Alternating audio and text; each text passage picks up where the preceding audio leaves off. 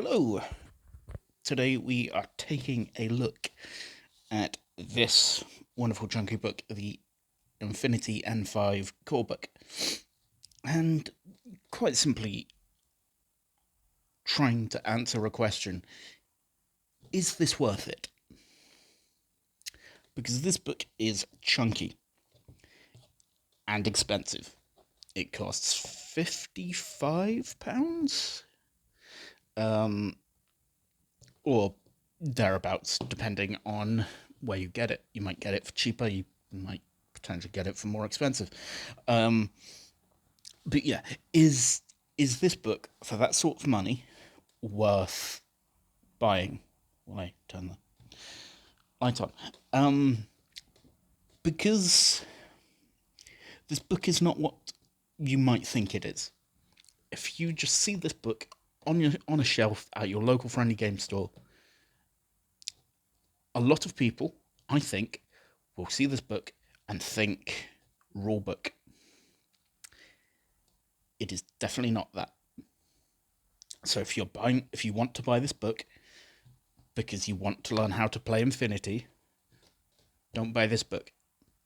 This book is not for you in that case. The rules for Infinity are now entirely online. I think there will be some products that come out. I think there's the Essentials, the Infinity Essentials box will have some very, very basic rules for you that will get you moving, get you shooting, give you some very basic rules for how to play the game. You will get that.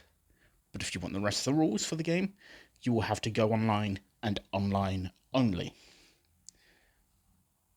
That being said, if you want fluff, if you want the background for the game, for the universe, for most of the factions, not all of them, but most of the factions, this book might be for you. So let's pop it open, have a quick flip through. I won't be taking a look at every single page because, like I say, it's a big book. It is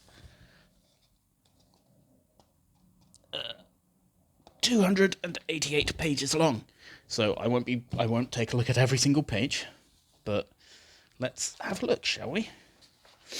Yeah, nice credits, a good solid table of contents, and an introduction, which is where we get an important part of this book to me, is a layout of all the factions that make up Infinity, the game. And for those who do not know, are O12, Aleph, Pan-Oceania, or Pano, Yujing, Hack-Islam, Nomads, Ariadna, the Japanese Secessionist Army, or JSA, Non-Aligned Armies, or NA2, and oh my god, it's completely blanking me now. I know I could have just combined army. So yeah, those are the main factions in Infinity. There are also there's also Toha, but they are in a weird sort of grey area in terms of they exist. There are miniatures for them, but they're not currently being supported in terms of making new miniatures, and they're also not a key part of Infinity as a game and the story going forward. At least for now. Never know what might happen in the future. So yeah, all of these factions are cool. I think every single one of them has something that might appeal to someone. I know for a fact that most of these factions have something that makes me go, "Ooh, I want to buy that." Like Hackislam have a big scorpion tank thing. It looks really, really cool. Nomads have a lot of really cool armor, a lot of cool kit. Ariadna, I'm a big fan of like the more hard sci-fi dudes and flak armor fighting against God knows what else. But yeah, you can, if you're new to Infinity, you can read through each of these synopses and get an idea for what faction you might be interested in. And for the most part, you will be able to read about them even further throughout this book. That being said, this book doesn't cover everything. Unlike the Infinity N4 book, which covered I'm fairly sure every faction was covered. This book doesn't really cover every faction in detail. For example, you do not get anything on Aleph. As you can see here, they're sort of tied into O12, so there will be mention of Aleph in the O12 section. Granted, I haven't fully read the O12 section, so you might get a really, really good explanation of what O12 and Aleph are. But if you want solely a faction breakdown of what Aleph is, that may not be there in quite as much detail as you would want.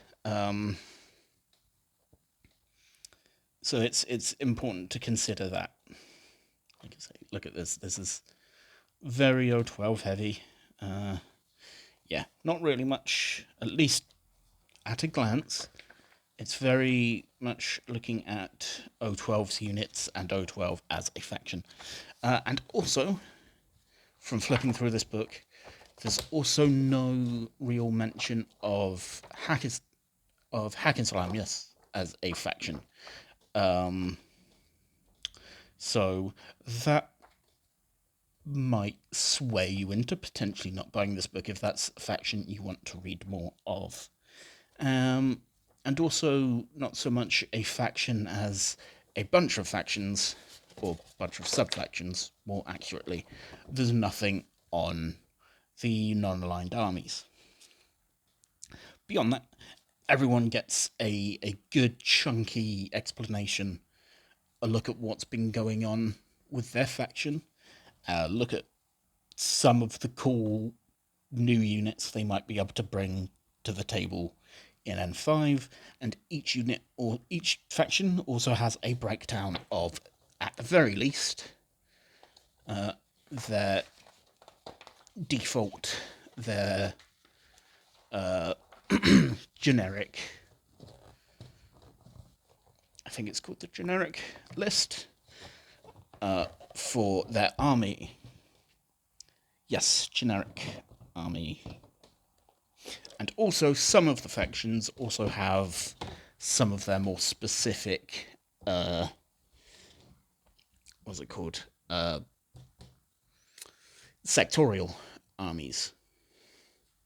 Every faction has sectorials, but in this book, only some factions have a sectorial listed.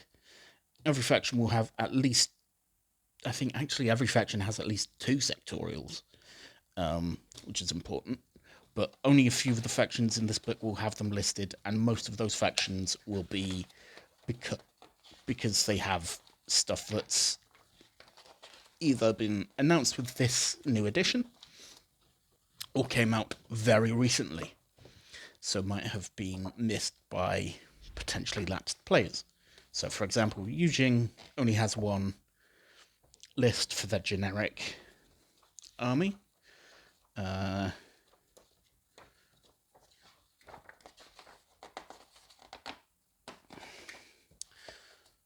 Let's go to Ariadna. Ariadna only has one list for their generic army. However, if I go to someone like O12, I think, will have, because they very recently had their Torchlight Brigade come out. Yes, there it is. I was on the right page. They have their generic and Torchlight Brigade. So there's that. And as you can see, as I've been flipping through this book, everyone has quite in-depth lore. Everyone has quite a bit of a decent-sized write-up to read about, which is great. And accompanying that, some awesome art and some awesome miniature photography. So if you just want to buy a book like this to ogle at the art and the photography, I don't blame you. You can certainly do that. It's very well worth it. So yeah, you are very well served in terms of fluff, in terms of art, in terms of the miniatures that you might be able to buy. And also, this book comes with missions and a few painting tutorials. The missions, there's I think 3 of them, which will also help you bring you up to date with Infinity as a game. Again, like I said at the start, there are no rules for this game, but there are missions here. And the nice thing about the missions is you see that there's 3 different board sizes listed here. Those are for the different point levels. So Infinity, as with most miniatures games, you build your armies by spending points on different units. And something that I like that is done here is they've considered and catered for the different sizes of games that you might play. So each mission could be played at a different scale. If you wanted to do like a slow grow escalation style league, you could do that with these missions. Start off at the smallest size, which, if I zoom in, is for 150 points. Then move to the second size, which is 250 points. And then if you wanted to go even bigger, you could do 300 to 350 or even 400 point games. Now, granted, I have never seen a game, I've never played a game higher point value than 300 points. I've never even seen someone playing at higher, but you can do it, so it's catered for. I don't know that you'd want to go any higher than that, because by that point, you're starting to get to like more squad-based games rather than individual miniatures in a skirmish-style game. Though I assume there's people that might want to play Infinity at that level, so maybe some point down the road, Course-Belly looks at doing that as a game. Though I don't enjoy assembling metal miniatures for a skirmish game. I would not want to assemble 30, 40, even 50 miniatures in metal at that sort of scale for a mass battle Warhammer type game. That just sounds fucking miserable.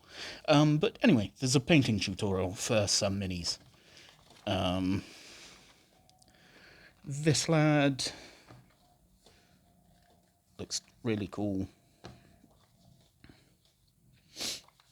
Some really, again, like, this gives you a good idea of, sort of minis you can find in the game, and also an idea of how to paint some of the minis, including, I think, I don't know if these are, I'm going to zoom in instead of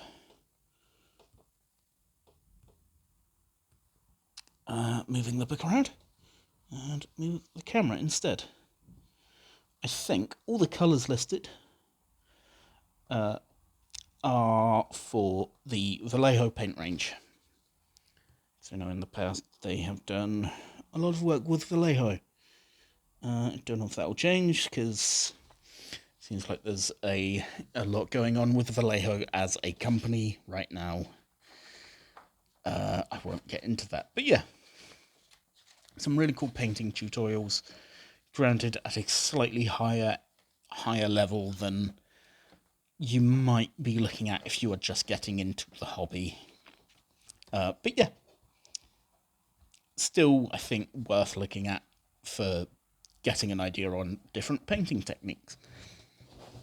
So, Infinity M5. Is it worth buying? Should you buy it? Yes, but. Yes, but consider why you're buying it. Like I say, if you want the rules, not going to be here. Go to the Infinity website, download the rules. I think it's going to be like a living document going forward. And all the points are online for free, as are the rules. That is the nice thing about Infinity. All the rules are for free. So any books that come out for this edition are not going to contain any rules. They will contain fluff, maybe some missions, and maybe some painting tutorials, much like this book. So, yeah. If you're after a catch-up on what's been going on in the Infinity universe, I'd say buy this book. It's really good. Or if you're new to Infinity and you want to read up on the major factions, like I say, not all of them, but the major factions are covered, especially in regards to the current story of the starter box. It's, covered quite nicely here. So yeah, worth it? Yes, I think so. But might be worth shopping around, because again, it's expensive for what it is compared to other books from different companies. So yeah, I do hope this has helped, because it's good to get second and third opinions on things like this. So I do hope this has helped. Thank you for watching, if you've watched this far. Take care of yourselves, and I hope to see you in the next video.